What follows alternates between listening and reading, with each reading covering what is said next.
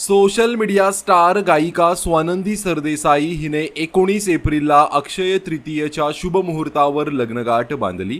स्वानंदीने दिग्दर्शक अभिनेता विक्रांत रामदास बद्रके सोबत लग्न केले। या लग्नाचे फोटो आता स्वानंदी तिच्या सोशल मीडियावर शेअर करत आहे। मात्र या लग्नामध्ये स्वानंदीने केलेल्या एका गोष्टीचे सध्या सर्वत्र कौतुक होत आहे। स्वानंदीने कोकणात तिच्या गावी एका मंदिरामध्ये अतिशय साध्या आणि पारंपरिक पद्धतीमध्ये लग्न केले। केळीचे खांब, फुलांच्या माळा आणि रंगीबिरंगी कागदी पताका असा स्वानंदीच्या लग्नाचा थाट होता। तिच्या लग्नातला साधेपणा बघून तर चाहत्यांनी तिचं आणखीनच कौतुक केलं आहे।